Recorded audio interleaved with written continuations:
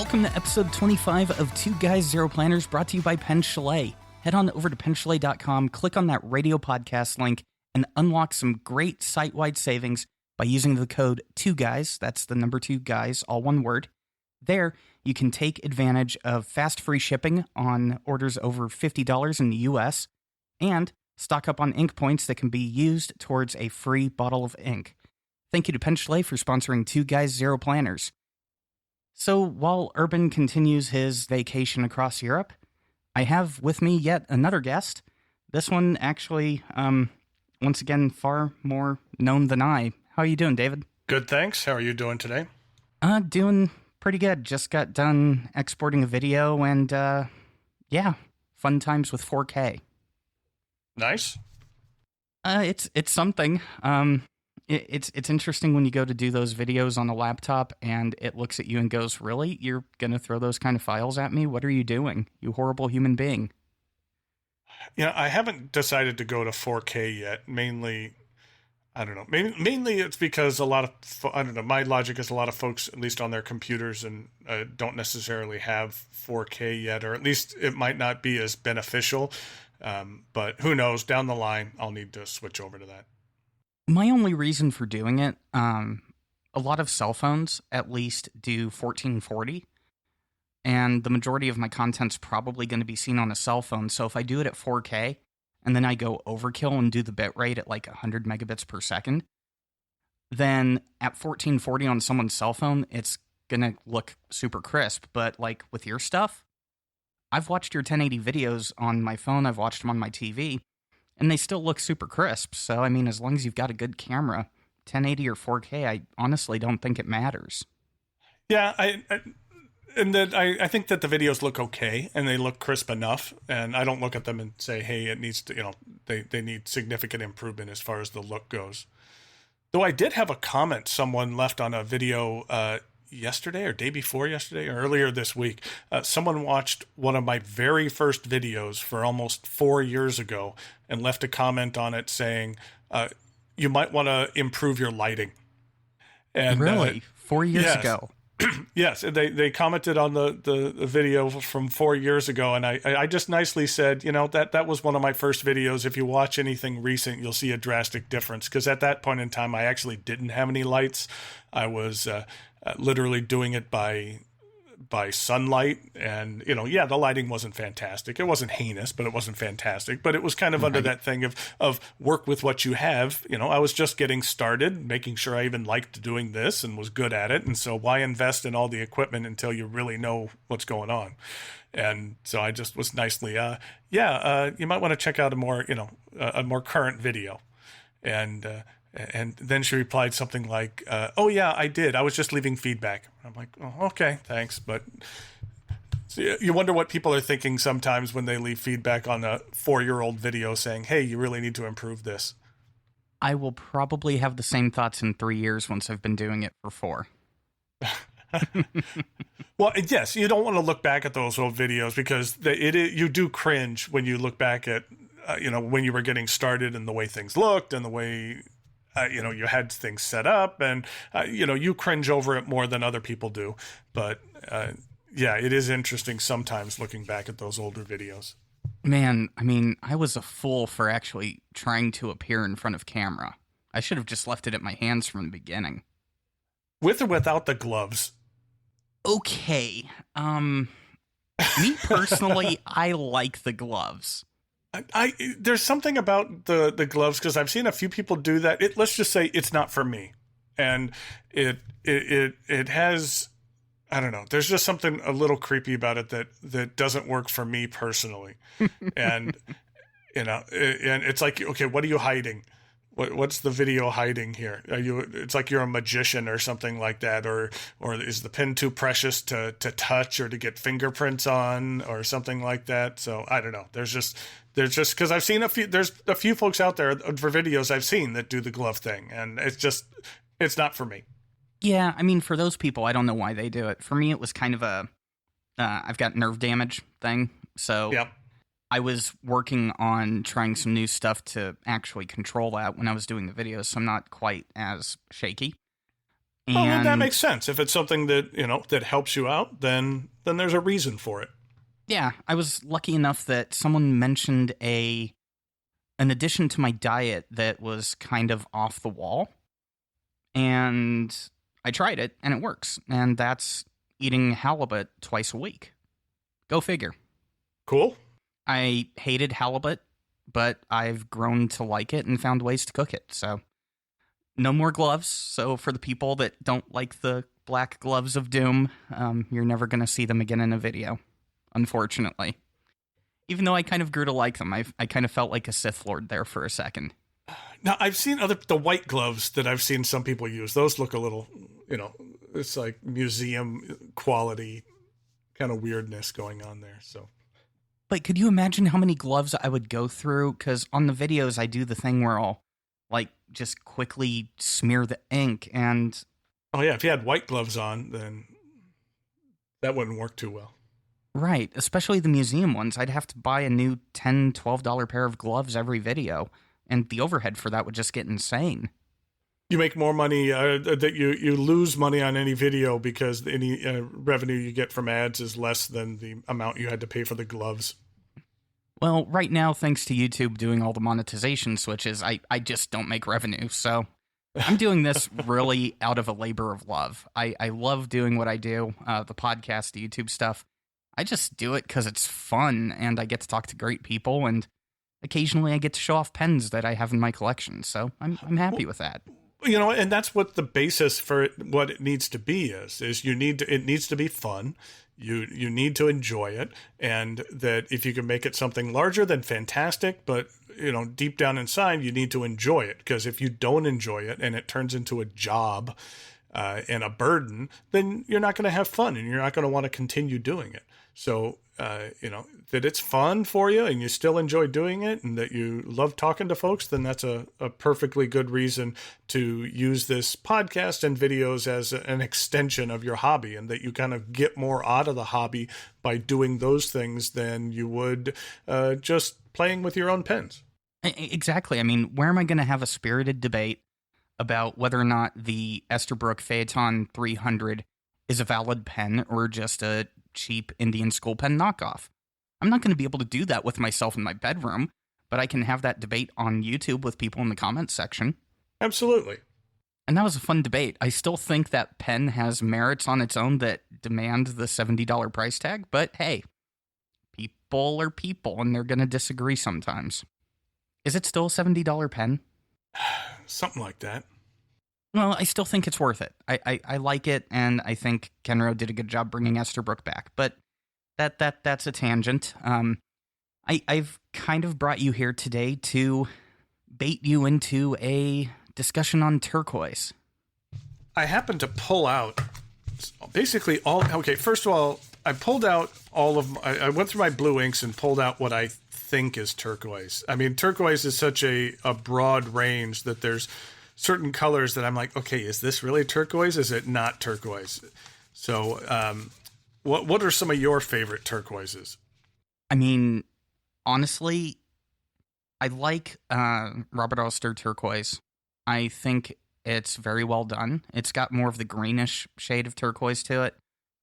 But my favorite turquoise is KWZ turquoise. It's more on the blue spectrum, but a lot of the turquoise jewelry I see when I go to Arizona, the stuff that really catches my eye, has more of that KWZ turquoise blue to it. I enjoyed the Visconti turquoise. The Lamy Pacific blue is very turquoisey. Enjoyed that one as well.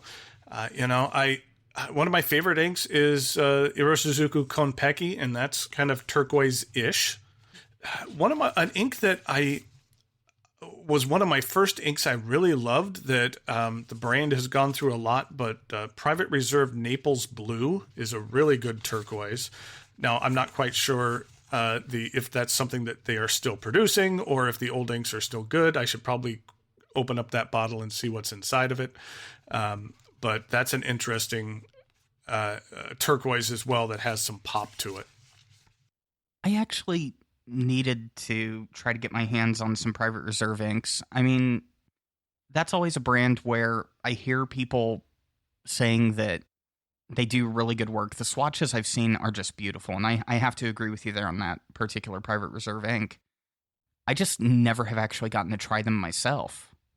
Well, they've gone through a lot, and I mean, excuse me if I'm wrong on a little bit of the company history, but there was a gentleman who used to run the company, and then unfortunately he passed away, and that his heirs did not necessarily have all of the recipes, and they weren't able to duplicate what he had done. And so they had a lot of issues with quality and with mold and some other things because they didn't have the recipes and couldn't figure that out.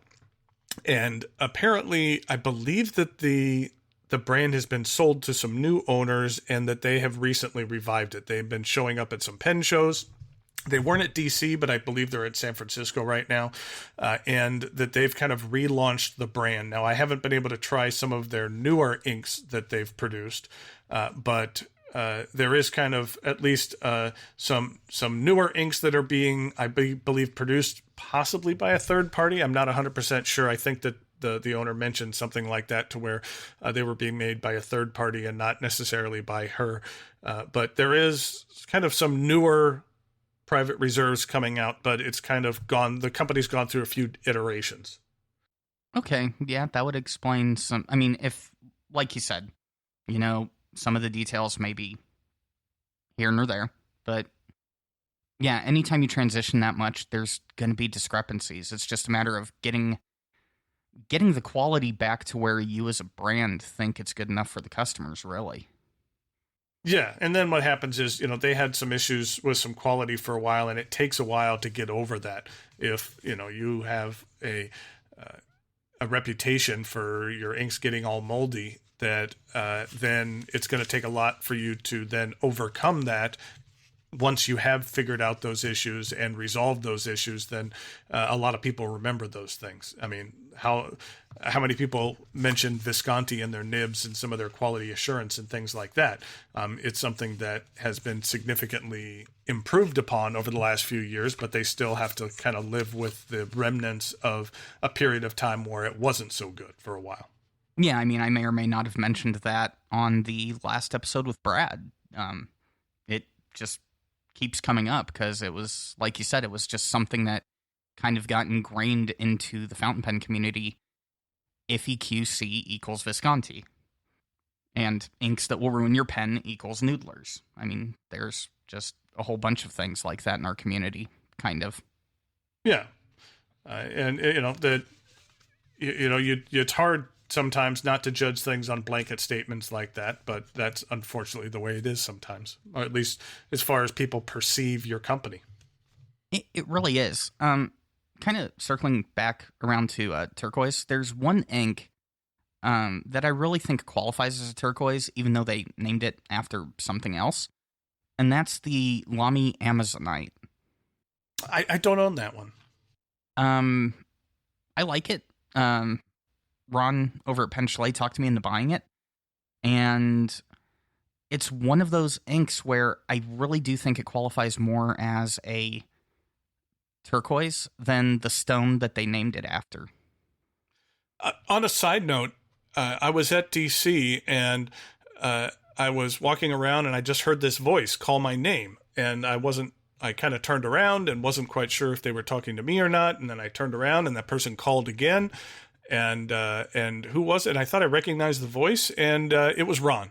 I had never met Ron before. I had only spoken to him over the phone and via email, but never saw him in person. And I know he typically doesn't make it to a lot of shows, and I hadn't heard that he was coming to DC, and so it was a bit of a surprise. And I think he was only there for one day, but it was he's a really great guy, and he's been very supportive to my channel as well, and so it was nice to get to see him.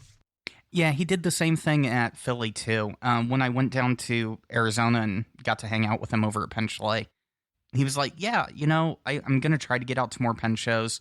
Eventually, I may actually do a booth at a pen show. But right now, I've got enough miles saved up that I can just fly out to a pen show for a day and then come back home and sleep in my bed. And I'm like, wait, what? And he's like, yeah, I just catch the red eye, and then I go ahead and go home, and I'm back home for bed that night. Yeah, I think that's what it was. He was just out there for the day. So what else do we have on the table? Well, moving from inks, we've actually got another pen coming out this next month that kind of follows the theme. What are your thoughts on that, the new limited edition Vanishing Point? I like it. It's exactly what I want in a limited edition Vanishing Point. I like the color. It has an interesting pattern and treatment. I mean, there's endless possibilities when it comes to a Vanishing Point. And, I kind of wonder if there's more versions of this Vanishing Point or of a Vanishing Point than any other single pen model out there. Can you think of another one that has as many variations on an identical model? I think the Lamy Safari. Yeah. That's the only other one I can think of, though. I mean, in the fountain pen space. I think that the Vanishing Point might have more, considering all of the Japanese limited editions and things like that. I have a gentleman in the Triangle Pen Club that I attend who has one of the most extensive Vanishing Point collections in the world, probably top 3. And I forgot how many he has, but he has all of his mules that when these limited edition Vanishing Points that are only available in certain stationery stores or department stores in Japan, that they'll run over there and grab them for them and things like that when they're not available in the States. But I mean, if you told me that there was 500 different versions, I wouldn't think that that's an overly high number. I could believe that number, actually. I mean, Lamy would be the only one that would come close in my mind to that, but Pilot definitely, I think, with the Vanishing Point. I think you're right on the head with that one. Now, personally, I think personally, unless something really hits me over the head, I kind of have enough Vanishing Points personally. I won't go out and get this particular one. I think it looks nice. And I like the texture on it. I like the color. I like that it's just a little bit different. It's almost kind of some marbling that's on the pen a bit. I'm not sure how they describe the texture on it, but it's something different and it's pleasing to the eye. And that, it's one that I'm sure will be very popular. And, it's a little bit more than, maybe it's like $60 more than their normal model, something like that. $50, it's like more. 50 or 60. Yeah. But which isn't extraordinarily heinous. It's not like twice as much or something like that with some limited editions we've seen. But it's nice. It's nice. Like I said, it's, I have enough Vanishing Points. I'm not necessarily looking to get more, but I like this one. I do.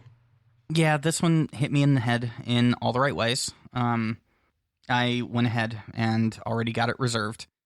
And cool. I'm debating, though, the hardest part, because I know I'm going to review it. Do I review it with the medium nib that it comes with, or do I go ahead or do I cave into my guilty pleasures and have Ron swap it out for a broad nib? Does it only come in medium? This one only comes in medium. I don't know. You know what? I would say for that, I don't think that it would matter in that. Now, if you are having some specialty grind or something like that, then when you're doing the review, that's kind of a little out of the box. But if you're just saying that, hey, this Vanishing Point normally comes with, a medium, but I had a broad put it in, and it's a broad Vanishing Point nib, just like any other broad Vanishing Point nib, then I think that's fine. I'll allow it.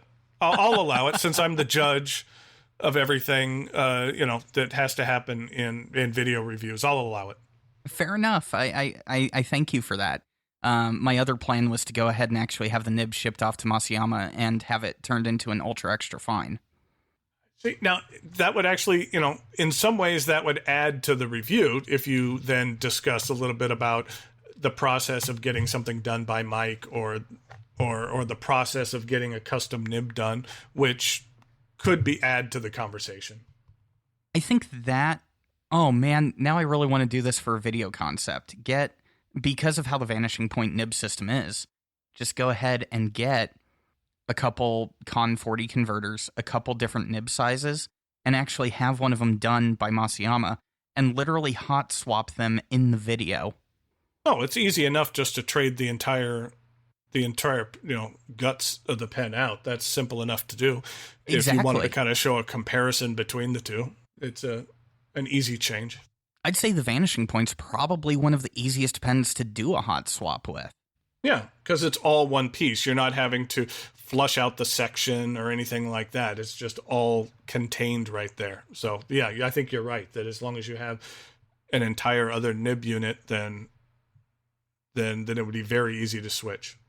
Man, the computer nerd in me is so happy with that concept. Plug and play. Exactly. So let's switch off of turquoise here. We've also got another limited edition coming out, this one from Sailor, and it's the Pro Gear Fire. I will say the Pro Gear Sky. I have a King of Pen Pro Gear Sky, and it is absolutely one of my favorite pens. I love the size. I love the looks. I love just about everything about it. And after the Sky came out, they came out with Earth, the brown model. And I had high hopes for it, and then I saw it in person, and there was just something about the acrylic that they used, or the resin that they used that I don't know if it's like a more milky, or I don't know. It didn't hit home with me as far as the material itself. And just from the pictures that I saw, the Fire seems to have that same look to it, except for it's more of a red than a brown. And so while I love the King of Pen, I love the Pro Gear, I love the pen itself, that specific material just doesn't necessarily hit home for me. My problem with the Sailor pens is I really feel like I have to see them in person to actually get an idea for them. Like the Graphite Lighthouse, I like actual grays. I like a nice gray. And the pictures that I saw, they were a little too deep gray for me. And then I actually saw one without the Photoshop or whatever they do, the lighting, whatever they were doing to it. And I actually liked it. I'm like, okay, this is actually enough of a lighter gray that it's different. It's not just another boring black pen. And I feel the same way with these. It's like, do I trust the color that I'm seeing in the press photos? And I don't. With Sailor, I've gotten too many Sailors where, except for the Rialos, those, what you see is what you get.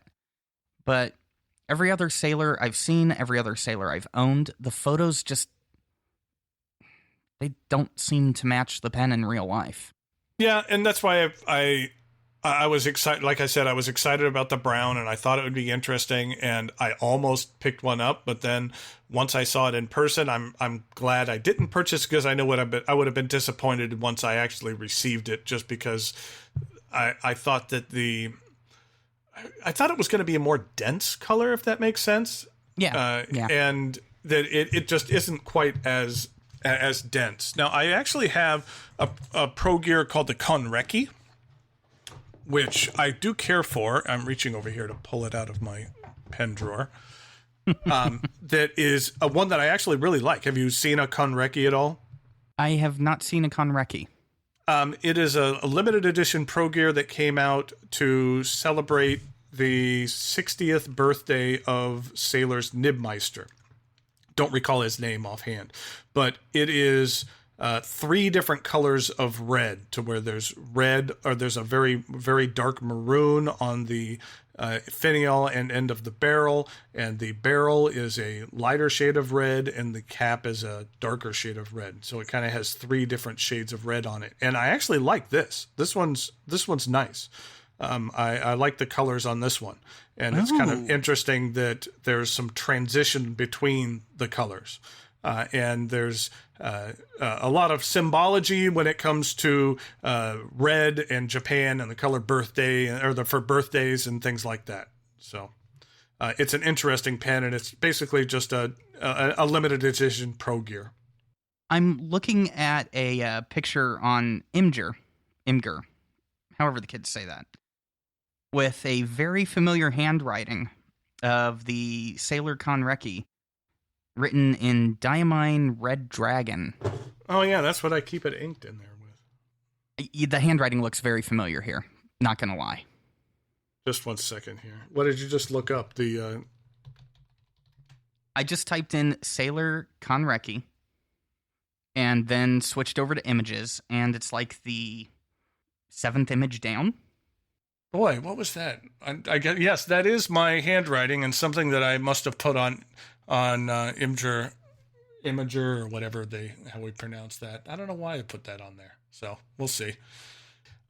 There's some pens that I will pair up and just keep that ink in it all the time, and other pens I change out inks with. And this is one I've always just kept the Red Dragon in. I just thought that was appropriate. I'll pretty much do the same thing, but since my pen collection is rather small, now down to 3 pens, I'll pick the ink that actually fits the pen, but then when I go to do an ink review, I'll empty it out really quick and then go ahead and put the ink that I'm doing the review in, write with that for about 5 days to get used to it, do the review, and then switch right back to the ink that I like. Well, that makes sense. Yeah, and I mean, you kind of have to do that when you've got a tiny collection, but the pens I kept are the ones that I think, honestly, are really nice. The nibs are perfect. Yeah, the Sailor nibs are some of my favorites in my collection. If I had to, the Sailor nibs and the Pilot nibs are some of the ones I enjoy the most. Yeah, the hard broad that I've got in the Graphite Lighthouse, it's a thinner broad, but it is one of my most favorite broad nibs that I've ever had. I like the finial on the clear finial on that model. Oh yeah. I'm trying to think of a good way to video it to where the autofocus on the Panasonic doesn't freak out. Maybe you just focus on the anchor itself. I may have to for that particular part where I'm showing the finial. I may actually have to do manual focus on that, which is going to be interesting with a lot of cuts. One thing we should probably do, because I'm looking at the show notes here, and I was going to talk about the new Pelican limited edition coming out for the M200, but other than red with sparkles, it's kind of just another M200 limited edition. I don't know. What do you think about it? We'll just call the lower end Pelicans. I'm kind of considering this to be a lower end Pelican with the steel nibs. They haven't. I have a couple of them, but they haven't been something that have really gravitated toward me. I think that there's a big difference between the Pelican steel nibs and their gold nibs, and the M200s like this have a tendency to be very small, very light pens that just don't necessarily fit into my personal tastes. Right. I think they look nice. And I think for a lot of people, they fit into exactly what they're looking for. So I have nothing against the pen. It's just not necessarily for me. My only issue with it, I mean, because you can always swap in an M400 nib into the body and get a good gold Pelican nib. But I don't like the way that the sparkles just kind of look like an afterthought in the acrylic. Well, it could always look like a Benu pen. Okay, there's a line between afterthought and Benu. There's got to be a happy medium here. I've done a lot of work with Benu, and they're very good people. They've been very good to me. And it's just, when it comes to some of the sparkly things they do, that just doesn't fit into my personal tastes. And so when they have a new model coming out, and if they've offered one to me, I'll usually take a look at it, and I usually pick like the least sparkly one of the bunch, or the one that looks a little more plain, just because that fits more into my taste, and I don't necessarily need to discuss how some of the sparkly ones don't necessarily fit my taste, or I care for the look of those. I kind of make sure that I at least am talking about one I'll have a better chance of saying better things about, just because I'm not a fond of that particular look. So does this mean you're getting your hands on some of the new designs coming out as well? For Benu? Yeah.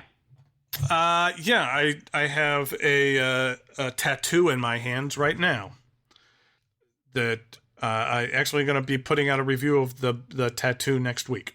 So I have one of those in my hands. I look forward to seeing that video. That may change my mind on whether or not I actually want to get one. Again, I picked the color. I think color has a lot to do with it, and I picked a color that I personally cared for the most, that I thought looked looked the best, and not as. I mean, some people really like a lot of color and pens that are over the top, and there's some color variations that I felt look a lot better than other ones. But I picked the gray one, which I think looks nice compared to some of the other color versions they had of this pen. Okay, I mean that's okay. Which color did you go with? Gray. It's like a silvery gray. I know the one you're talking about, and you chose well. I will say that. Again, I want to do everything I can to show things in the best light possible. I mean, I want to be honest with things, but so if I have a choice, I'm going to try to pick the one that I think at least looks the best before I get it. So I'm kind of the same way. Since I end up actually buying a lot of the stuff that I review, I'm very picky about it, and I'll ask wherever I'm purchasing it from, hey, do you have multiple colors? Can you actually just take a picture with your cell phone? I want to see not the press photo, but an actual photo, because I want to be putting the best foot forward when I'm showing it. The only exception to that rule was the Andoryllium inks, and that was really because it was a new manufacturer, and it was kind of a shot in the dark. I got to sit down with him. I was down in the Tampa region, and actually had dinner with the gentleman behind those inks, and had a long conversation about ink making. You, sir, are a very interesting duck. Where have you not been, and who have you not met? I think that list would be shorter at this point. I have traveled around a lot. I actually, as a goal, wanted to get to every one of the 50 states. And I am down to where I only have one state to visit. And that is going to take a little bit doing, because that is Alaska. And so you have to intend to go to Alaska. It's not like you're driving around and you're like, hey, we're an hour from Alaska. Let's just, take a little joyride and go across the border. No, you have to intend to go there. So, yes, I need to go up to Alaska in order to complete that. My parents have done that. They've gone to all 50 states, except for a while. My parents were playing by different rules than I would. In my mind, if you have been to an airport, that does not count. No, if you have, if I have a layover in Denver, I have not been to Colorado. That you have to leave the airport grounds in order for it to count. My rule, I have a 3-day rule. You have to be in that state for 3 days for it to count. Oh, well, no, I'm not going to say that. That's a bit much, because, I've had things where I've literally driven across the state line and got out of my car and, and then headed back. So, hey, I was in that state. But there was a thing where once my dad called me because he called me because he wanted to cross another state off his list, and said, hey, I'm flying, and I took a plane through Cincinnati, and so I'm here at the airport, and I get to knock off Ohio from my list. Do you know what the problem is with him crossing off that Ohio on his list? The Cincinnati airport is in Kentucky. Absolutely. And so I was able to tell him, first of all, you're a cheater. That doesn't count for being in Ohio. And right. then even if it did count, you're in Kentucky. Yeah, the Tri-City Airport is in Kentucky. Yes. So but actually they've been to every state legitimately. And actually, they went to every national park. They just completed that last year. Nice. which is a challenge, because there is a national park in American Samoa.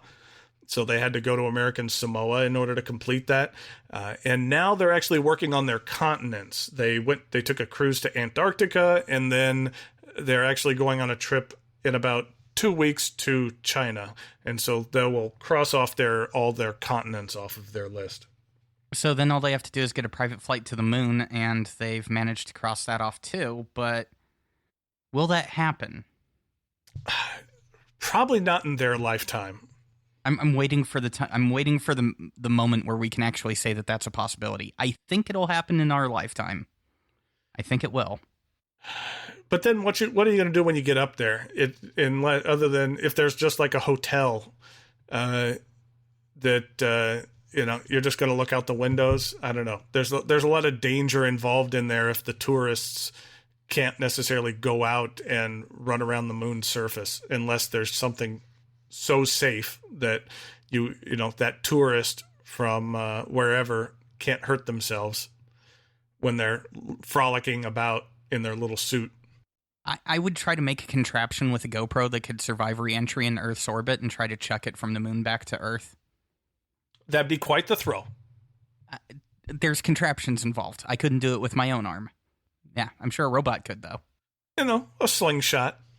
Well, that too. I'm sure they did something on XKCD that would cover that. I need to catch up on that webcomic. Kind of squirrel moment there, but wow, it's been a while since I've read that. Speaking of squirrel moments, man, what were we talking about? What were we talking about? We were talking about states, and I was talking. I forgot. You know what we should talk about? Oh no, because you were I know what it was, because I was saying that I was down in Florida visiting the gentleman behind the Andrillium Inks. Yes. Oh wow, yeah, that is what we were talking about. That's crazy. You know what we should talk about though? What's that? Listener questions. Sounds good. Bring it on. Okay, we're gonna start with the hard ones first, and the hard ones I've noticed tend to come from Diana from the nib section. Yep. So, who would you cast to play yourself in the movie? Oh, I have a very easy answer for this. When it would be Anthony Edwards from back in the. You might know him best from being in ER. He was Dr. Green in ER, and when let's say when ER was at its height, I was probably in my mid to late 20s. We looked a lot alike. To the point where when I would be out in public, no one would accuse me of being him, but I must have had dozens of random people that I just interacted with say to me out of the blue, "Hey, do you know who you look like?" And then we'd say, they'd either say that guy from ER, or they'd say that guy from Revenge of the Nerds. And that's not the greatest thing when someone says, "Hey, you look just like that guy from Revenge of the Nerds." And I'd retort with, he was in Top Gun too. Why can't you say just like Goose? You just look like Goose from Top Gun. That's not too bad. But when you're saying you look like that geek from Revenge of the Nerds, that wasn't the best. But there was a period of time, especially when he was on ER, where we looked a lot alike. And I literally had dozens of random people or store clerks and things like that tell me that I looked just like him. So I would say Anthony Edwards. I could actually see that. Yeah. I would pay to watch that movie. The FigBoot story, I think, would actually be a very interesting movie. At least in my head. I mean, hey. Well, I would hope it would be. Hey, that's all we could ever hope for. For me? Oh, boy. That's kind of a tough one. Because I really don't look like anybody. So this would have to be based off of a personality and not off of an actual person.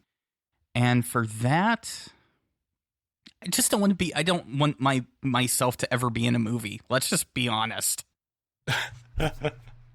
Yeah, I mean, like, put my character in a book. I'm cool with that. I will be a central character in a book, but not a movie.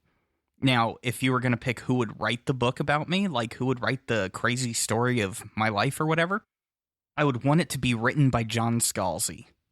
Well, that would be interesting. Yeah.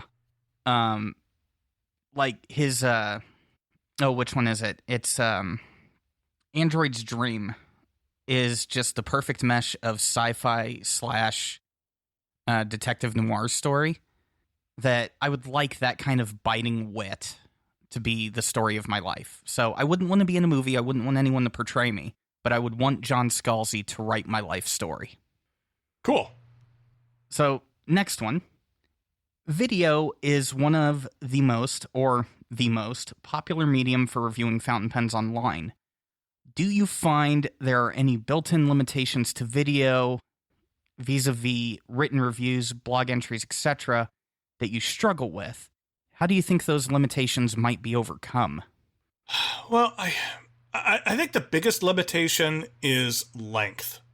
A thorough video review is, 10 to 12 minutes long, sometimes longer.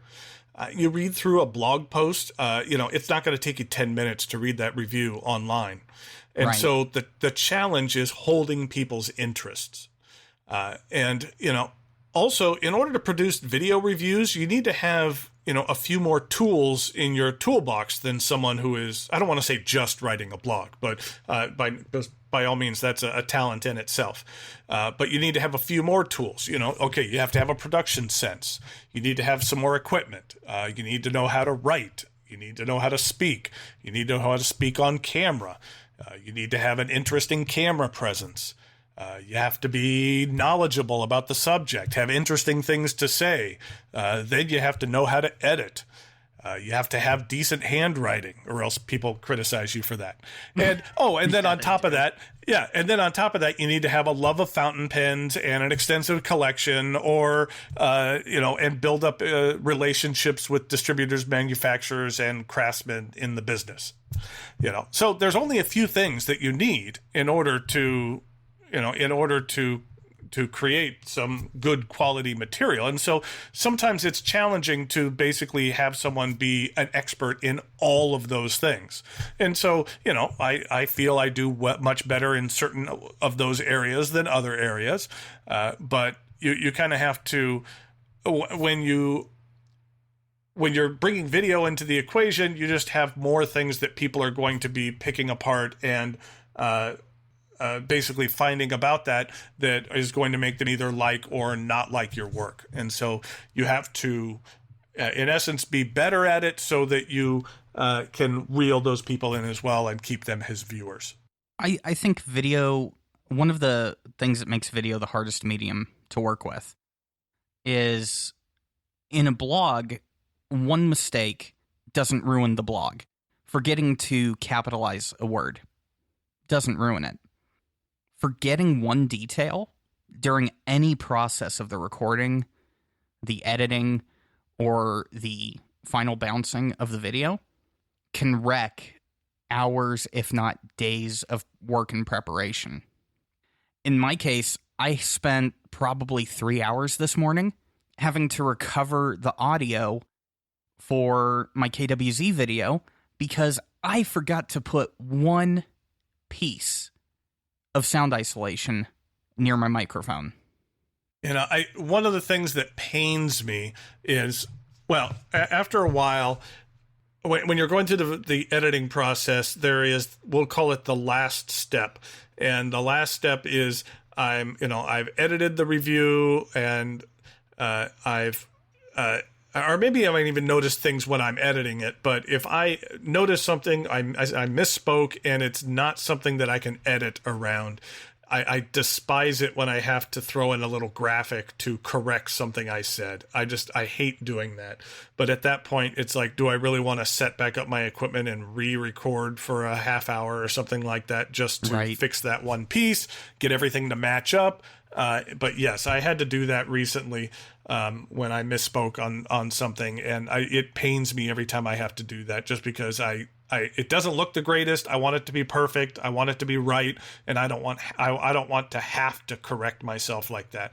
But then it basically comes to the point of is it worth it to redo everything? Is it as egregious of an error that I can't just cover it up and just say, oops, sorry, type of thing. But I hate it when I have to do that. Yeah, I have that graphic labeled the Asterisk of Shame in Adobe Premiere. Yeah, that's an apt title. Yeah, I mean, the difference between our setups, you do the actual in front of camera review. So your pieces are to camera. You do use a teleprompter, right? Yes.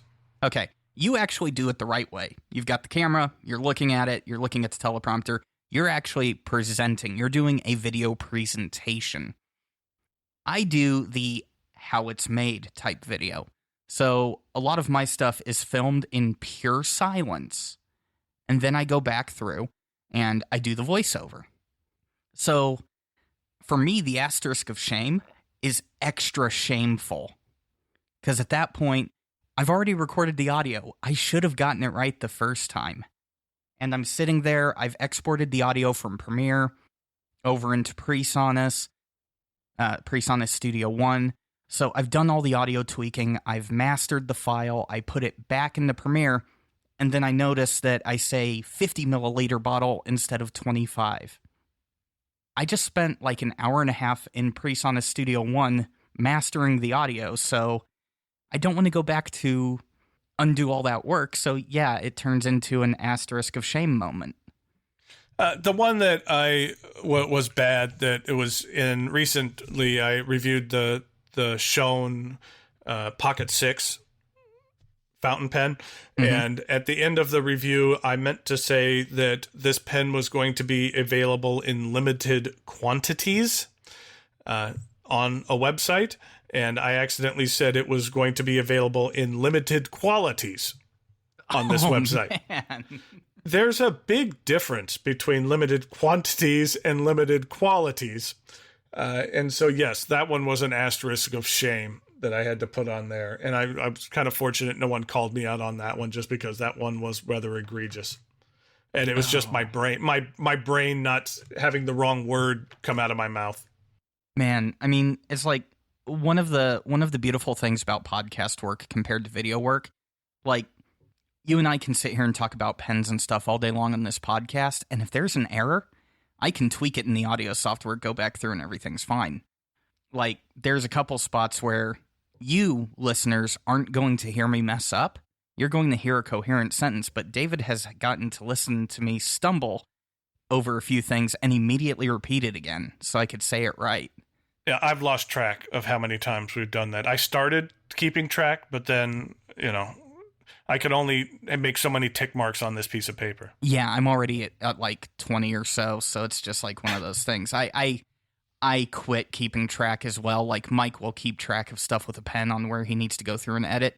I'm just like, forget it. I'll do it later. There's too much to keep track of. But the bad thing is, with the videos, even in my situation, unless I catch it right then when I'm doing the voiceover in Premiere, I've got to pull out that asterisk, because the setup to do even just a voiceover, setting up the microphone again, making sure it's in the exact same spot in the room, making sure that you've got the soundproofing set in the exact same spots, getting the audio to match up from take to take just right, amplitude, overall ambience, getting those to be correct, is a nightmare. So in your situation where you're doing pieces to camera, nope, just no. I don't want to think of that headache, because you're setting lights up, making sure the lighting is consistent. Yeah. And no, that's just too much. Well, now it is also about finding convenient edit points. And there is a benefit to my review style where I show lots of pictures. Those are great edit points. And so if I throw a picture up, then that's a good point where I know that if for some reason I mess up as I'm talking, I don't need to start at the beginning. I could just go back to that particular point where I knew a picture was going to be showing, make sure there's enough of a pause in there, and I could pick it up and then just blend in the audio so it doesn't necessarily seem like it was at a different point in time. But even though my videos have lots of edits, it's my goal to make it feel like there are other, basically zero edits. Well, maybe one edit going to the writing sample. But other than that one edit, I don't want anyone to feel like there is any additional edits, even though there might be, I don't know, 5 or 10, maybe, sometimes more, sometimes less, depending on if my mouth is working that day. Yeah, I mean, I think for this video, my KWZ video, it's 6 minutes long, and there's 5 edits. I mean, there's 5 cut points. And you can tell it's a cut point in one of my videos because it's an empty desk. I always make sure that's the cut point. I always make sure when I'm doing certain things that I leave myself room. Like I did a DC recap video where I was showing lots of different products. I made sure that I had my empty desk, and when one product was done, then everything was taken off the desk, and so you didn't see anything, so that then if something needed to be backed up, it wasn't like I was having an ongoing collection and something was going to not match up. Because then again, besides the Asterisk of Shame, I hate the fade of shame as well, where I'm fading and basically cutting from one take to another, and there's a fade between them, and you could obviously tell that it was a different take, and I just couldn't do a jump cut to it, that I had to do a fade, and things didn't quite match up. So I hate those even more than the asterisks. And then there is a subtle difference between a fade of shame and a fade of necessity. So like when I'm doing my water samples and I completely drench the paper with water, I'm not going to show you the 40, 50 seconds that it took me to dry the piece of paper. Yeah. I'm going to cut from the water to me holding the paper in front of the camera. That is a fade of necessity, because that's 50 seconds you just don't want to sit through. I went to film school for a while and studied film, and there was an instance of the very first, we'll call it jump cut in a film, where a gentleman left the room and let's say he left a room, and then you saw him travel to another location, and then he was in that location, and then he left that location, and all of a sudden the very next cut was him coming back into his original room, and you never saw that time that he spent going from one place to the other. Because at that time it was like people felt like you had to show every single thing that character did, and the fact that at that point in time people accepted it in your mind, it wasn't like people questioned it. People weren't questioning like, okay, what did the guy do for the last 10 minutes? And so that doesn't have much to do with a pen podcast, but it does circle it back into, because I mean, when we're editing, probably the hardest part of making the YouTube video is editing it in such a way, because you and I have that one analytic in the back of our heads that dictates how we edit and do our reviews, and that is the audience retention graph. Yeah, you want like I had said when we were talking about the things that you need to do when you are making video reviews is you need to at least be interesting. Because if I'm watching a video of someone else, if someone is not interesting, click, I'm on to the next thing. And so you have to think like that. Is you have to, I mean, you see a video that's 33 minutes long, and you wonder what that person is going to talk about for 33 minutes, and you end up watching it, and you think to yourself, you know what, there's probably 15 minutes of this video that they could have cut out. And so you want to make sure that you're economical with your time, and that listeners and viewers are valuable, and so you treat their time like your own, and try not to waste it, and try to make sure that you're giving them the best information in the shortest time possible. And if you do make a longer video, then it's for a reason. And that the extra time that you're putting in there is for content that at least you feel is entertaining. Exactly, because unlike a podcast that can go long because people are driving or doing the dishes or whatever the case may be while they're listening to a podcast, when you're making a video, you want their eyes.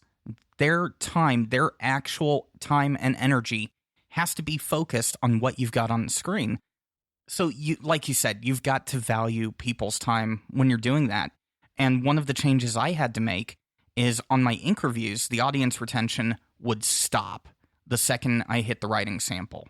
And as soon as I started on the ink reviews doing the writing sample beforehand and just bringing the notebook with the writing sample up and talking about it, now they actually wait until I'm doing my final thoughts to tune out. So I'm okay if they miss the last minute and a half of the video, but hey. Well, and it's nice to have analytics like that so that you can understand what your viewing audience is paying attention to and what they do care for.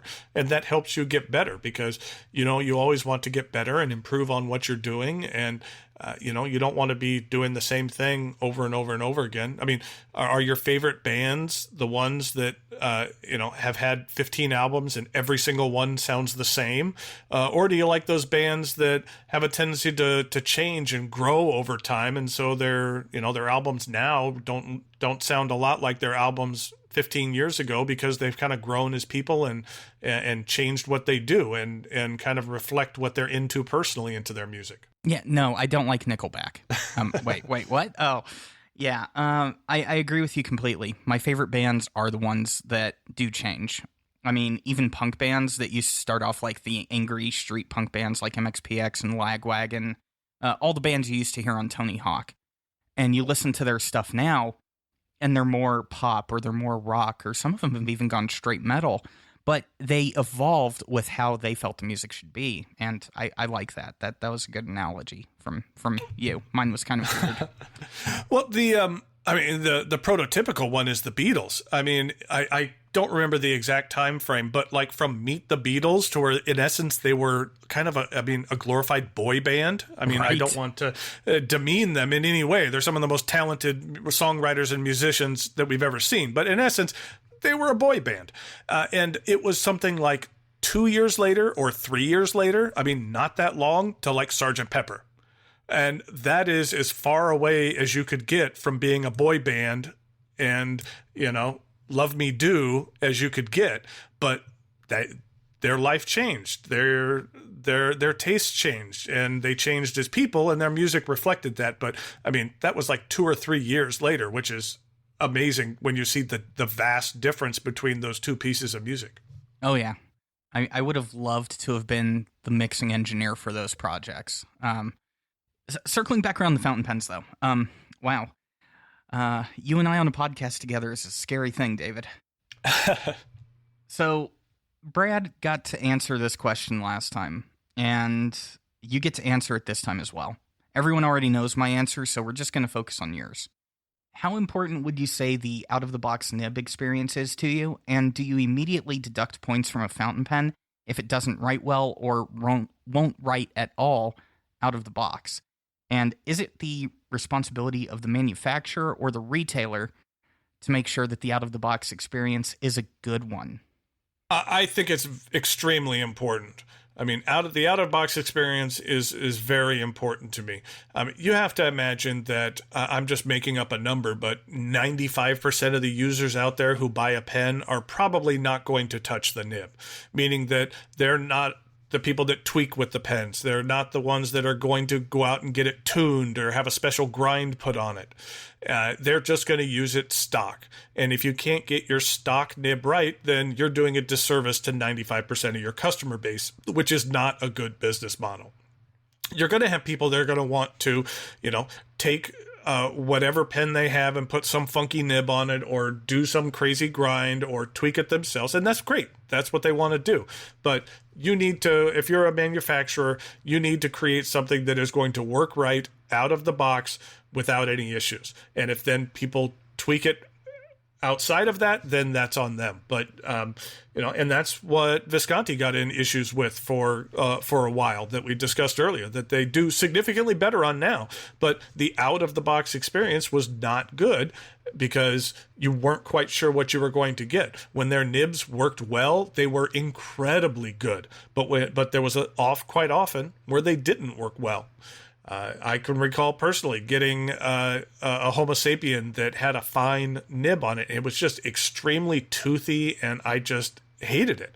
And I actually sent it back and got a medium nib put on it, and it was great. And I liked that medium nib. I recently picked up one of the Homo sapien magmas, the extra fine, and that extra fine nib is incredible. And I love it greatly because normally I'm not a huge fan of super toothy nibs and things like that. But this extra fine is not that. And so in the case of Visconti, I think that they improved their processes because this extra fine nib is 100 times better than what that fine nib was a few years back.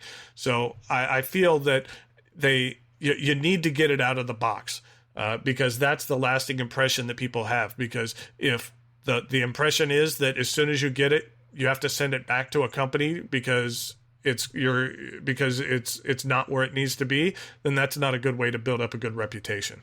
You're kind of more along the line of manufacturer responsibility. The retailer should be able to, in good conscience, hand the product off to the customer without having to open the box and make sure it's perfect.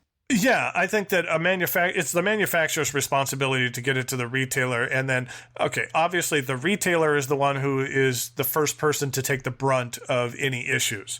So the retailer is going to take the brunt of issues before the manufacturer does. They're going to go back to the manufacturer. But then if every single pen that comes through a retailer, they have to open up that box to make sure that it is what it needs to be and is working correctly. That's no matter how many pens those are going to be selling, that's a hard pill to swallow for some retailers to all of a sudden add that extra bit of labor just to get that one pen out the door, as opposed to other manufacturers to where they don't need to open the box. Maybe they open it up to make sure it's in there. But other than that, they know it's going to work right and the quality assurance is there and everything's going to be perfect. And, there are certain people that are going to have certain issues, but for the most part, you just want to make sure that you're not shooting yourself in the foot. I actually like that answer. You, sir, are a very succinct and well-spoken person. Oh, well, thank you. I'm actually kind of envious. Let's go ahead and take a step back from the thought experiments that Diana tends to pose for us here, which, by the way, Diana, great questions, as always. Let's go ahead and talk about this one from Carissa really quick. What song title should become the name for the next German exclusive ink? And what color or sheen should it be? I thought a little bit about this question. I thought more on song titles than colors. So I was just thinking of some of my favorite bands. I love the Beastie Boys, so I think Sabotage would be a good name for a color. I'm not quite sure what color Sabotage should be, but I think that'd be a neat color. That I grew up being a big Cheap Trick fan, so Surrender might be an interesting name for a color. Something like Bohemian Rhapsody. I had to even go double check just because I was like, wait a second, that's almost like an obvious choice. I had to make sure that wasn't one of their names that they had chosen, but Bohemian Rhapsody would be an interesting name of a color. Or maybe something from Radiohead like Paranoid Android. That might be an interesting kind of metallic color or a gray. Or then I was actually looking at some other bands I liked. I liked the band The Vandals, and we could call one Urban Struggle. Okay. I like where you're going there. I mean, did you have any suggestions?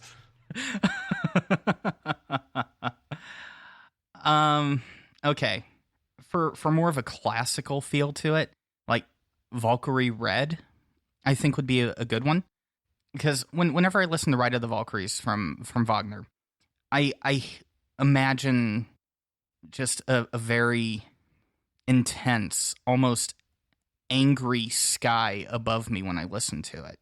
Kind of like you ever been in the middle of the desert and seen a sunrise after a very windy evening, and it just has that piercing red to it?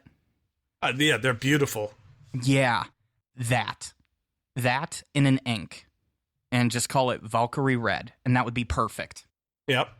Because then, I mean, yeah. As far as more modern songs, well, I didn't want to get like, there's too literal. Like you could call it, Ruby Tuesday or Paint It Black or something like that. I didn't want anything with like a color in the name. That would be too cliche. Right. Like you could call an ink Superman and have it not be red or blue. Because I really like Superman from Goldfinger. Oh, Superman Gold. That would be an awesome color. Not Superman from REM? I was wondering which Superman you were talking about. Yeah, I'm thinking more Goldfinger. I mean, I'm a little younger than you, So a lot of my youth was spent using products from a company that you used to work for to play video games. Yep. So thank you for helping shape my youth, David. Well, I did everything that I could, as long as that iteration of the company was alive. So I mean, a lot of the inks, like if we're gonna pretty much if we are gonna use a song title for an exclusive ink, for me, coming from me, it would be a song title from either a pop band or a punk band, most likely a punk band, or even just calling the ink 99 Red Balloons. Now, I was actually wondering if there was copyright infringement or issues that would take place if you named it after a song like that. Could they come back? I don't think that Diamine went to Led Zeppelin to get permissions for Communication Breakdown. Right. But then could you, are you within your rights to use that name without stepping on anyone's toes or any copyright infringement? I was wondering about that. Well, here's my question. How would you pay royalties on that? It's not like you can go to Harvey Fox and pay 8 cents per download. Because, I mean, how do you do that for fountain pen ink? Oh, no, they would probably be like a straight fee or something like that, like a license fee. It would have to be, but I mean, this is kind of the audio recording engineer nerd coming out for a second. I don't think the transference of royalties would actually be able to work going from an audio medium to a physical product. I think that'd be more of a trademark issue. This has nothing to do with fountain pens, but I thought that it'd be a story that you would appreciate in regard to the recording industry. Ooh, okay. Is that my sister? I grew up in San Diego, lived in San Diego for a long time, and my sister moved up to Los Angeles, and for a while was dating someone who worked for a famous recording studio. And I went up to visit her one day, and she wanted to know if I wanted to go see the recording studio, and she wasn't sure if anyone was there going to be in session. And so I said, yeah, I've never been to like a real recording studio, so let's go there. And it was, I can't remember exactly where it was in LA, but a very nondescript building. Looks just, you didn't want to draw attention to this building. And there was a lot of activity going on, and we went inside, and there's actually 3 different studios within this building, and you walked in, all the gold records on the wall and things like that. And so in studio number 1 was the Stone Temple Pilots, and they were in the middle of recording their, we'll say, I think one of their final albums in their original iteration. And so I thought that was kind of cool. Oh, okay, there's Stone Temple Pilots and Weiland and all those guys, and seeing them kind of work on a few stuff was kind of cool. So then we go down to the next studio, and who in the next studio was there but Fiona Apple was recording an album in the next studio.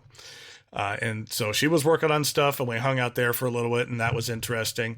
And then we went down to the 3rd studio, and who was in the 3rd studio but Beck? And so Beck was in the 3rd studio working on, I'm not quite sure which album it was, but all 3 of those guys were in the same building at the same time, working on their albums at the same time. And they were all working. I didn't get a chance to meet them. I was kind of more of a fly on the wall, but it was very cool, being a music nerd, to walk through and kind of see that process and see all of the activity going along those 3 people creating albums. So there's my little recording studio story that I thought you might appreciate. Do you recall which nondescript building in Southern California this was? Yeah, it looks just like a million other nondescript buildings in LA. Oh, okay. So it's not a nondescript building that may be 11 stories tall and shaped in a cylindrical fashion? No, it's not Okay. one that Not that looked one. like. It's not one that looks like there's a bunch of records stacked on top of each other. Is that what Right, you're talking almost about? like a Capitol building of some type. Yeah. No, I don't. Right. I don't believe they have. I could be mistaken, but I don't believe they have studios in there. They do work in. Maybe do. I'm wrong, but They actually do. They? No, this was out and about, 1-story building out and about. My recording story, before we get back to fountain pen related stuff here. Thank you, Chris, for this tangent brought to you by musical ink titles. My biological father actually worked for Capitol Records. Cool. Yeah. So I do know that they actually have studios there. They're actually under the parking garage. Oh, okay. Yeah. Like there's a studio big enough that you can fit the entire USC marching band in that studio. So what, for Fleetwood Mac? Yeah. So that was what got me into the whole audio world, was like father, almost like son, just not as many problems growing up. I recall my sister's boyfriend had a CD with a lot of the Raw. It was from Fiona Apple, and it had all the Raw takes on it.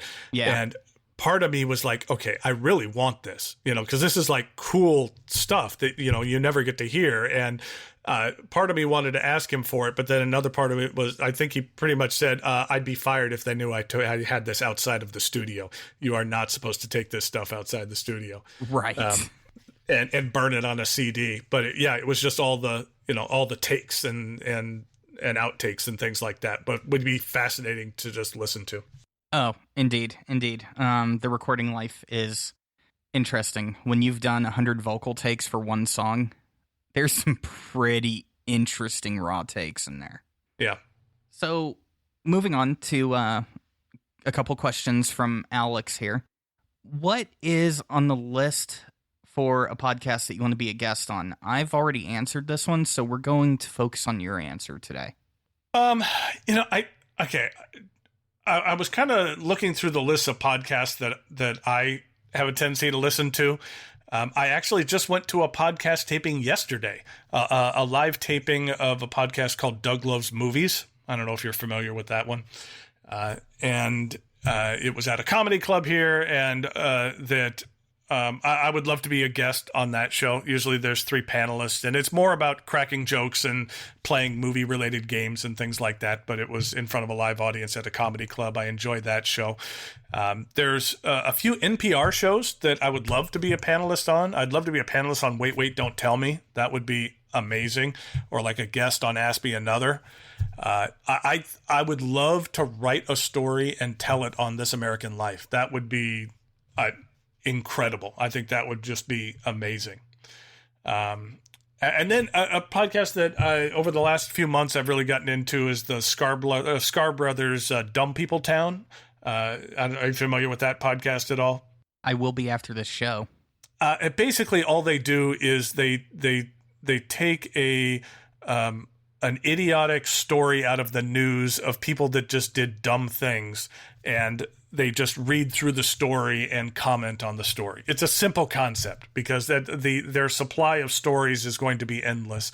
But basically, the comedians, the Skar Brothers, just basically riff on these crazy stories of people doing stupid things, and inevitably it's just funny. So I like podcasts that make me laugh. I also like This American Life, which typically doesn't make you laugh. It's more thought provoking. But those are some of the podcasts that I spend a lot of time listening to. It would be fun to appear on as well. Wow. Wow. That's actually a good list, and my podcast collection has grown. Thank you. That's really the only reason I asked you that question, because I needed new podcasts to listen to. The Dumb People Town is a good podcast that you don't need to, let's say, invest your brain in, to where you could like go in and out of it a lot. And it's not, okay, it's like, do you want to sit down and watch a serious, thought-provoking movie, or like a sitcom that's just going to entertain you and you can kind of zone out for a half hour and be entertained? It's kind of like that. It's still quality entertainment, but it's more on like the silly sitcom as opposed to something deep and thought-provoking. It's not going to change the world. So do you want to watch Schindler's List, or do you want to watch Dilbert? Yes, something like that. They can both be entertaining in their own rights. Man, Dilbert ended way too soon. So you have had the honor of getting to meet and talk to some really great people. One of them happens to be the main figure, other than Bill Nye, on many things having to do with science. What dream interview would you want to do? I have a long list of people that I'd like to sit down with for interviews, and I also have a very long list of folks that have politely declined. That I understand. I have a niche YouTube channel, and it's going to take just the right situation for someone with a fair amount of fame to be willing to appear. I don't have any disillusions of grandeur. I typically don't like to list off the folks who've declined. I don't want to disparage them in any way. But I actually will tell about one recent attempt, however, just to give you an idea of some of the process I go through and how I'm always out there trying to score somebody. Montegrappa recently released a brand new pen inspired by the band Queen. Have you seen that pen at all? Yes, I have. Oh my goodness. Oh my goodness. Oh my goodness. So when I saw it, I thought that it would be cool. How cool would it be to sit down with Brian May and Roger Taylor to discuss a bit about their music and then talk about the pen? I was like, that would just be incredible. I don't get nervous around a lot of people, but I might be nervous around Brian May and Roger Taylor. Just just what they've done in their life is just amazing. And so I checked out their tour schedule, and they happen to be concluding their current leg of their tour in Charlotte, which is only a couple hours away from where I live. And so I reached out to their publicist, and I received a prompt reply, which can feel like an accomplishment itself, just actually making contact with somebody. Right. And that he said that the band refrains from doing interviews while they're on tour, which actually makes sense. It makes perfect sense. They were playing a show in Atlanta the night before, and then Charlotte the next night. I mean, how limited is your time when you're going from one city to another and just going from the hotel and sound check? Yeah, that's a perfect legitimate excuse. But then I thought I found a loophole because it was the last night of their tour. So I was like, maybe they're going to be in Charlotte for an additional day. So I asked the publicist if there was any time available after the tour. And he let me know that they were literally flying back to England the next morning. So while it was disappointing that I couldn't get the interview, I at least established a reliable contact. It was nice to be able to contact their publicist and be able to communicate with them. And who knows, if I ever decide to take a trip over to the UK, maybe I could look into coordinating something again. Maybe I could try to line up a couple of interviews in the UK over a few days that would kind of make it worth the trip. And not that going over there isn't worthwhile otherwise, but going over there on a little interview or tour would be fun. Just being able to actually score that interview, wow, that would be amazing. But you are right about one thing. Most publicists for most bands, most point of contacts for any band, if they don't care, they just won't talk to you. Yeah. And I've had a fair amount of that to where I mean, part of the thing is getting a hold of the right person, figuring out who is going to be the person that gets you the person. And a lot of times the more famous someone is, the harder it is to find that person by necessity on their end. They don't, you don't need to be easily contactable. Contactable? Is that even a word? Contactable? Yeah. I mean, yeah, we'll go with it. It's valid for today. I try to be as professional as possible. I try not to over-represent what I bring to the table, because if for some reason they say yes, I don't want them to think that I'm bringing 1 million viewers to the table when I'm not. I want to represent exactly what I'm doing and exactly what I want to do. And, I try to do so as professionally as possible to also not come across as just like some, we'll just say, quote unquote, YouTuber just trying to get an interview for something. And, I've been successful in getting through to the decision makers on several occasions, and sometimes it's been positive, and sometimes no one's been mean or disrespectful, but sometimes it's just not something that's going to work out. And, like I said, I have a lot of people that I'm still in the works of potentially trying to do. I'll just say there was one that was extraordinarily painful that happened recently, and I'm not going to say who it is because it's still in the works.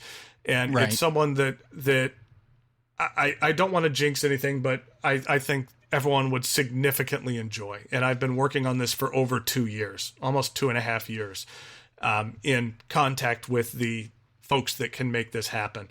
And I thought there's been several occasions where I was waiting for one more email, and I thought that next email was the "we're good to go" email. And one day at work, a couple of weeks ago, I actually got the "we're good to go" email from this person, and I received it. I even got a date and a time. So, it wasn't just, yes, we're going to do it. It was, we're going to do it this date. And I was actually going to be traveling to the interviewee's house. We were going to do it at their house. So it was going to be pretty special. Wow. And I'm just about to leave work. And at about 5:30, I get the email. Here's your date. Here's your time. We're good to go. So I'm like driving home. I got to drive home maybe about a half hour. I'm like on cloud nine because now my brain is like spinning around trying to coordinate things, because I was actually in traveling, and I was in Chicago on that Sunday, and I needed to be in a different part of the country on Monday for this interview. And I'm like, okay, how do I get from this place to this place? What am I going to do? How am I going to do it? And so all the way home, my brain's spinning.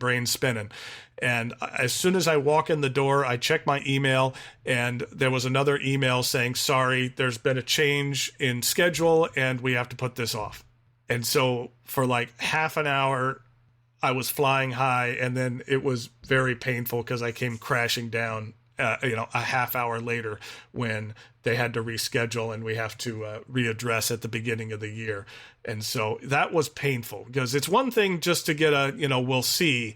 It's another thing to be told, yes, we're going to do it at this date and time, and then a half hour later have that carpet yanked out from under you. But I am hopeful that it will happen, and I'm confident it will eventually happen.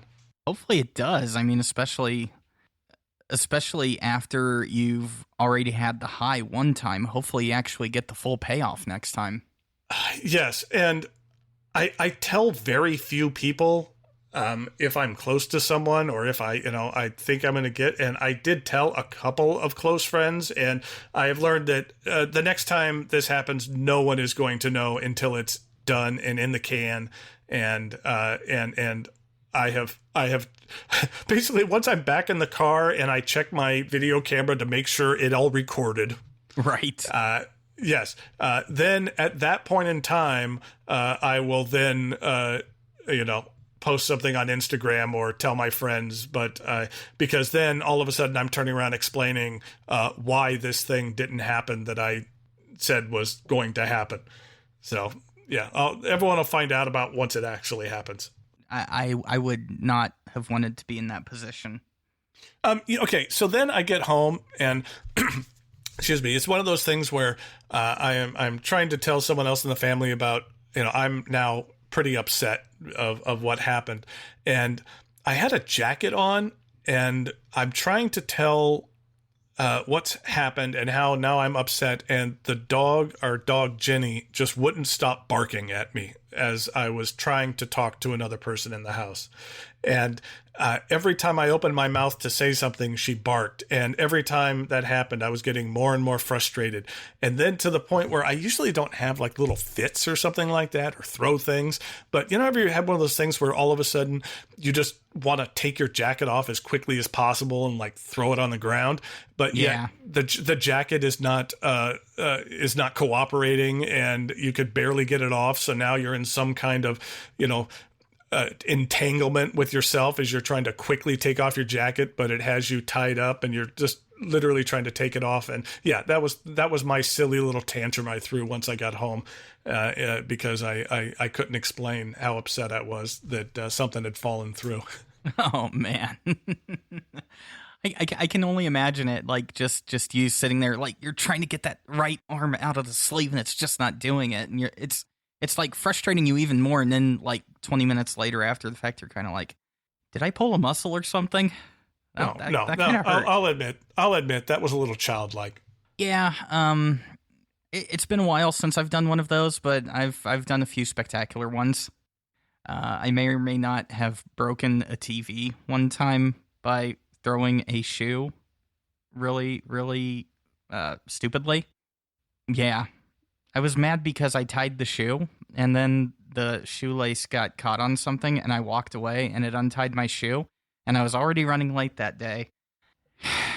And so I picked the shoe up off the floor and I just flung it behind me. And then I hear a crash. And I'm like, no.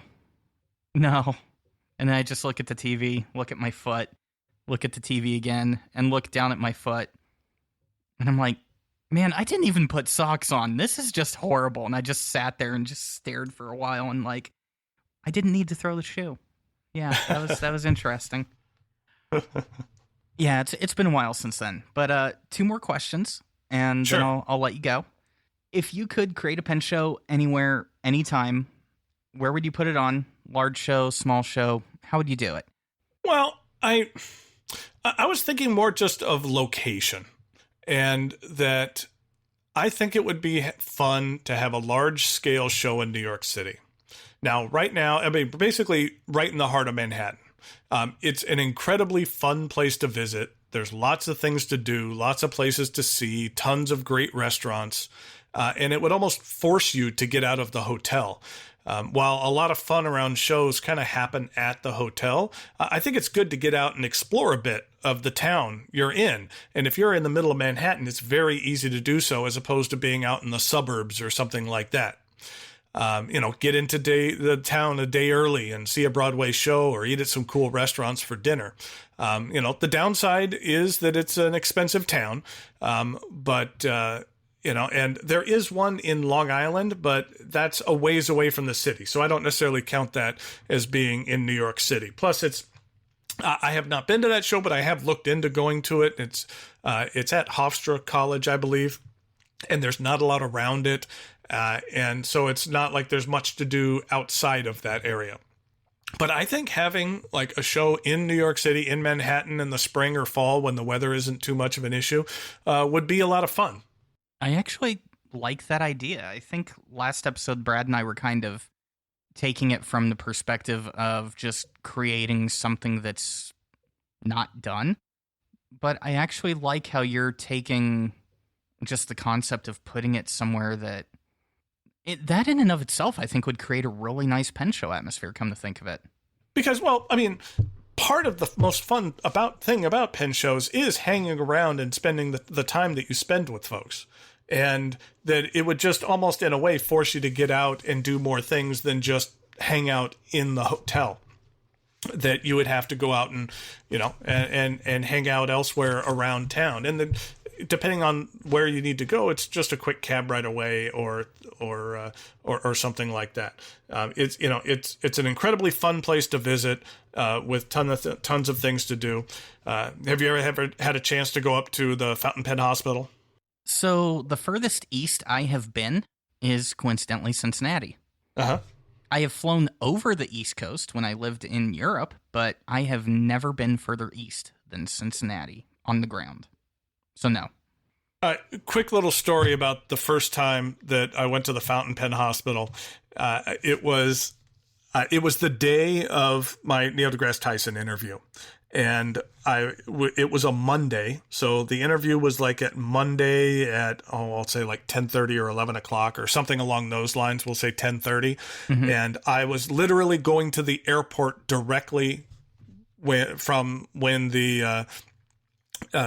after the interview. Went directly to the airport to leave.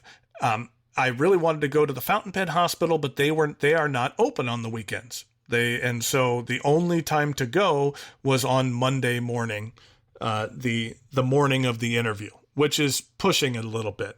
But supposedly they were going to open at 7:30 in the morning. So I was like, okay, if I go down there, I'm there for them to open. I could be down because they are in downtown, kind of almost in the Wall Street district, kind of in that area, and I could be down there and be there when they open and spend a half hour or so there, or maybe a little bit longer, and then drive up to catch a cab and go to Midtown and be there in plenty of time for my interview. So I kind of had all of this in my mind of, okay, got to run, got to keep on schedule, got to do these things. And so I leave the hotel right in the morning, and you have to imagine, I have all of my video equipment with me. I have my suitcase. I have everything, because I'm literally going directly from the interview to the to the airport. And so I hail a cab and right outside of the hotel, and the cabbie opens up his door, and there was an unfortunate guy who was riding a bicycle who was in the street. And to avoid running into the door that the cabbie opened, he swerved into the road and a car hit him. And then he kind of tumbled right in front of me as I was as I was kind of right there. And my first thing was like, okay, did this guy just die in front of me? But I could see he was okay. Then I actually went and pulled his bike out from under the car. It was in two pieces because the car literally crunched his bike. Right. And so then it was a thing of, okay, is this guy okay? And I helped him a bit, but then there was also some other people that were around that were helping him. And so I actually felt like I could leave. It wasn't like there was no one there to help the guy. And it seemed like it was only some cuts and bruises, that he wasn't hurt drastically. But he was shaken up, but there was 3 or 4 other people hanging around. So I felt like I could actually leave, because it was like at that point in time, I'm like, I don't have time for this. I'm on a schedule. I got to get going. But, you helped out as much as you could. But then, yes, I caught my cab, went down to the Fountain Pen Hospital, and it happened to be the Monday after the Long Island Pen Show. And so the gentlemen who run the Fountain Pen Hospital were late. They didn't open at 7:30. And then when they finally got there, they were unloading their van with all of the stuff they took to the show with them. And I'm kind of out on the street with 5 pieces of baggage, trying to look inconspicuous as I'm hanging out waiting for them to open up their shop. But I ended up making it inside. And if you are ever in New York City, it is very much well worth the visit to go check it out. It's there's not that many brick and mortar fountain pen stores that are out there in the country, in the US, and it's definitely worth the visit. That story kind of got dark there for a second, man. Yes, I actually distinctly remember when the guy got hit, turning my head, because in my mind I thought, I don't need to see this, because if something really bad happened, I mean, this is literally a couple hours before I needed to do this interview, and I didn't want to be like freaked out and kind of messed up in my own mind. And so I kind of turned my head. And then once I saw him that he was okay, then I was like, okay, I can kind of put my full attention to this. But dude yeah. Gets hit on bicycle. You go to Fountain Pen Hospital. Then you interview Neil deGrasse Tyson. Yeah. All on a Monday. Yeah. Yeah. At that point, I'm done for the week. That happens on Monday. I literally check out for the rest of the week. But then actually I had to go back to the airport, and I had, it was our closing day for work, where there's some work that I have to do on our month end close and lead a couple of meetings. And so then I had to go to the airport and sit in the lounge and lead a couple of meetings at work and do some work there for our month end closing. So yeah, it was a rather full day from very early in the morning till evening getting home. Wow. I don't know how to respond to that, man. Wow. That's just a Monday I would never want to have. Well, I would want bits and pieces of it. Okay. Something another story about that interview so the interview's done. I literally walk out of his office, and then I check my camera to make sure it recorded. That was just kind of like my instinct of, okay, did that actually happen? Do I actually have it on tape? Had it on tape, fine. So I have to get into an elevator to go from the administrative office level down to where I could exit the building. And there was someone who was in the elevator that was manning the elevator. And I was in there, and then a family came in, and the gentleman from the family happened to start a conversation with the person running the elevator, and they noticed that the elevator person had a bit of an accent, and they said, "Oh, where are you from?" And the elevator gentleman said, I grew up in Transylvania. And this dad just got like stark white, like he had just seen a ghost or something. And he honestly looked at the dude and he said, Transylvania, is the stuff about vampires true? And it was with all sincerity that he asked that question. It was not a joke. He honestly asked the guy. It was just like, first of all, I think he said, like, is that a real place? It was almost like he thought Transylvania was not a country. It was just some mythological place. And then his other than, is it a real country? His next question was, is the vampire stuff true? And I can't remember the exact answer, but basically the elevator guy was nice and just said, no, that's not true stuff. That's just stories. But the gentleman, in all sincerity, asked that question and really did not know what the answer was. Wow. All on a Monday. Yeah. All on a Monday. So let's go ahead and wrap it up. But before we do, just two questions to kind of bring us back around. So kind of just to bring it down before we closed out for the podcast. Beth Hobson asked two very good questions. The first one, what inks right now are you currently enjoying? I just received the Monteverde Sweet Life series. Mm-hmm. And there's a couple in there that I'm really enjoying. The Strawberry Shortcake is kind of a pinkish red that I'm really enjoying and I like a lot. There's a number of colors in that series that I'm enjoying. I actually have been using an acquisition that I picked up at the DC show. I picked up a Pen 18111, a model called the Pink Sakura, which is basically a pink pen with the cherry blossom leaves all over it, or flowers all over it. And so I've been pairing that with the Strawberry Shortcake from Monteverde. That is not the most masculine combination of a pink pen and a pink red ink, but who cares? I think it looks pretty nice. Right.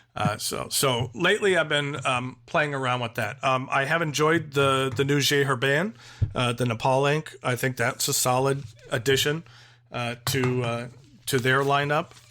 And let's see, I just got some Vinta inks in. I've been playing around with those. I'm supposed to have some Troublemaker inks that are showing up on my doorstep as well.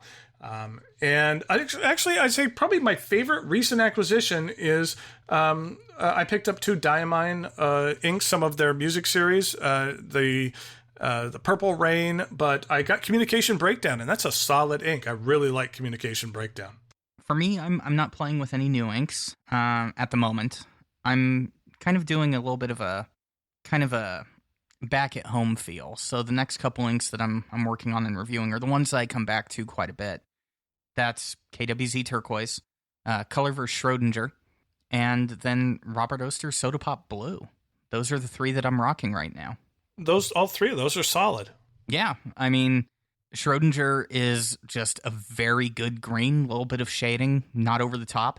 You can get some sheen in there if you just dump it on the page. I think you experienced that one firsthand, if I recall correctly. Yes, the floor of my office still has remnants of that incident on it. Yeah. We talked about that on BYOB, if I recall.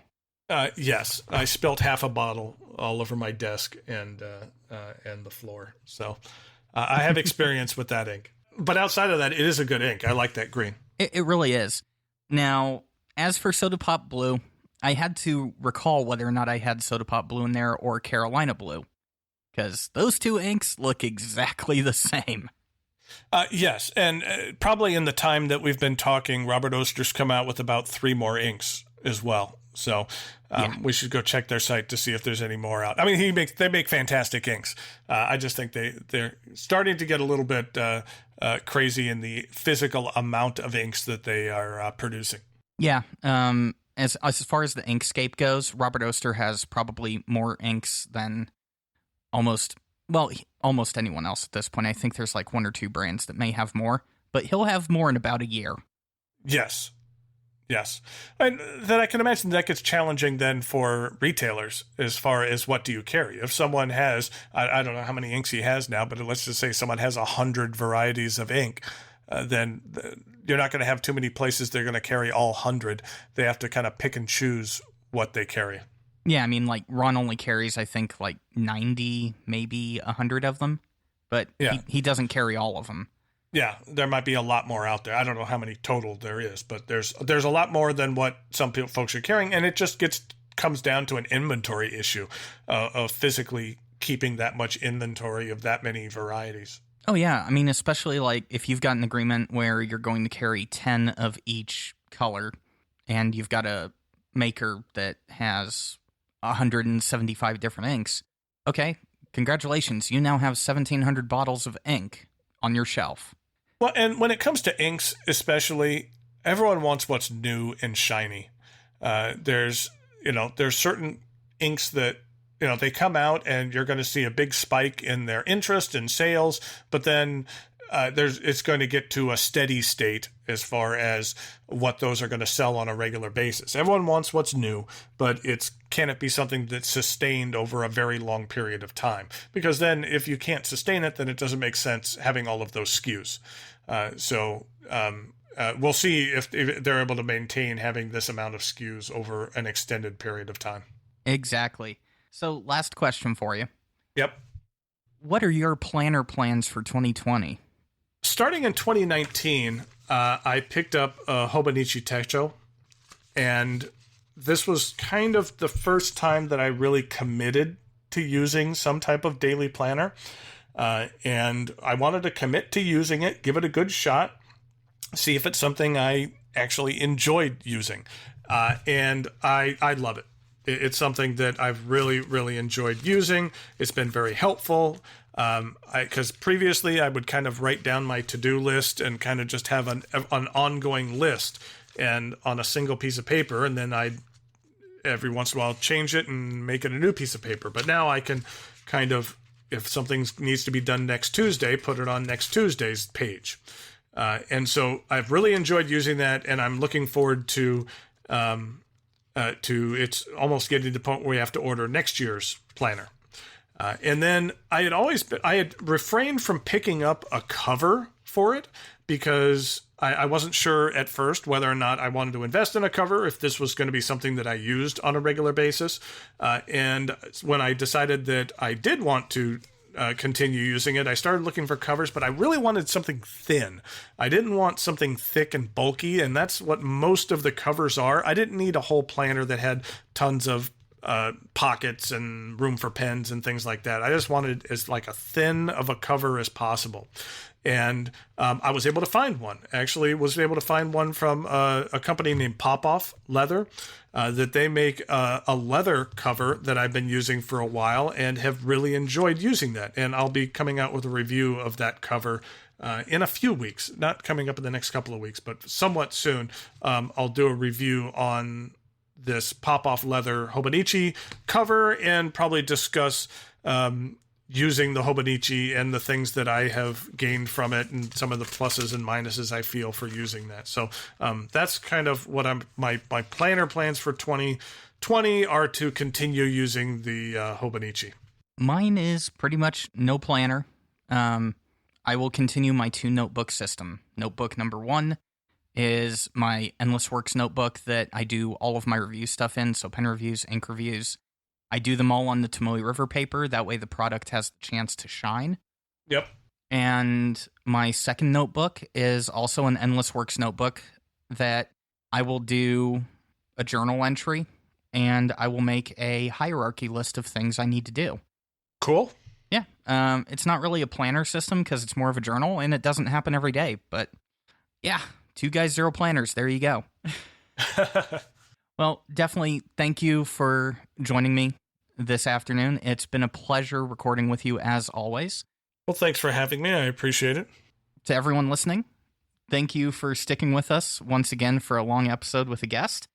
And Urban will be back for next episode. So till then, say goodbye. Goodbye.